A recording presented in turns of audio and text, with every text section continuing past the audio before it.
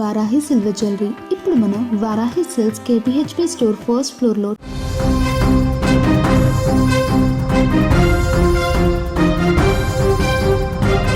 వారంతా ఎంతో భక్తితో ఆ వెంకటేశ్వరుడి దర్శనం కోసం బయలుదేరారు. మనసు నిండా భక్తి, కళ్ళలో స్వామివారిని చూడాలనే తపన. కానీ విధి ఆ కుటుంబంపై పగబట్టింది. కొండపై కొలువైన ఆ దేవుణ్ణి చేరుకోకముందే అనంత లోకాలకు పంపించేసింది. తిరుమల యాత్రలో చోటు చేసుకున్న రోడ్డు ప్రమాదం ఒక అందమైన కుటుంబాన్ని చిన్నాభిన్నం చేసింది. కనురెప్ప కాలంలో జరిగిన ఈ ఘోర దుర్ఘటనతో వరంగల్ జిల్లాలో విషాద ఛాయలు అలుముకున్నాయి.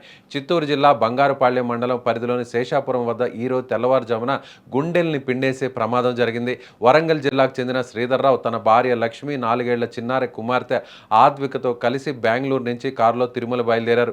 తిరుపతి బెంగళూరు జాతీయ రహదారిపై ప్రయాణిస్తున్న సమయంలో శేషాపురం వద్ద రోడ్డు పక్కన ఆగి ఉన్న ఆర్టీసీ బస్సును వీరు ప్రయాణిస్తున్న టాక్సీ కారు అతి వేగంతో వెనక నుంచి బలంగా ఢీకొట్టింది. ప్రమాదం ఎంత భయంకరంగా ఉందంటే కారు నేరుగా బస్సు కిందకు దూసుకుపోయింది. ఫలితంగా కారు పూర్తిగా నుజ్జునుజ్జు అయిపోయింది. ఈ ప్రమాదంలో కారులో ఉన్న శ్రీధర్రావు, ఆయన భార్య లక్ష్మి, చిన్నారి ఆద్విక అక్కడికక్కడే ప్రాణాలు కోల్పోయారు. కంటికి రెప్పలా కాపాడుకోవాల్సిన తల్లిదండ్రులు, అప్పుడప్పుడే లోకాన్ని చూస్తున్న పసిపాప, ఇలా అందరూ ఒక్కసారిగా విగత జీవులుగా పడి ఉండడం చూసి స్థానికులు కన్నీటి పర్యంతమవుతున్నారు.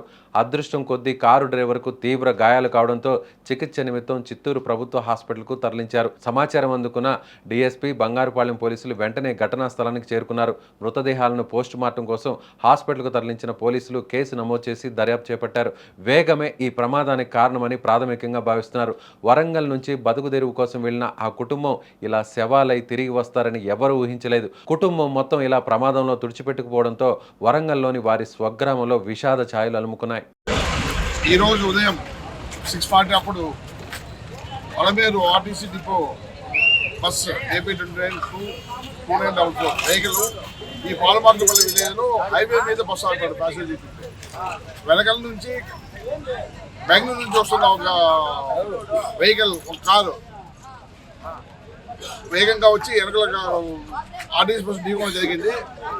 ఎయిర్ బ్యాగ్స్ ఓపెన్ అయ్యి డ్రైవర్ ఇంజూరీ అయ్యారు. మిగిలిన 3 ఇన్మేట్స్ మాత్రం చనిపోయారు. వాళ్ళు శ్రీధర్ కుమార్, అతని భార్య లక్ష్మి అడిపెట్టి, ముగ్గురు ముగ్గురు చనిపోయారు. యాక్చువల్లీ ఇక్కడ పక్కన మార్జిన్ రోడ్డు ఉంది, సర్వీస్ రోడ్డు ఉంది. సర్వీస్ రోడ్డు కాకుండా ఈ బస్సు ఇక్కడ హైవేలో ఆపడం అయితే కొంచెం అత్యంత ఇది. ఆర్టీసీ డిపో మేనేజర్ ఉన్నారు, అందరికీ చూస్తున్నాము. దీనిపైన తగిన చర్య తీసుకుంటాము.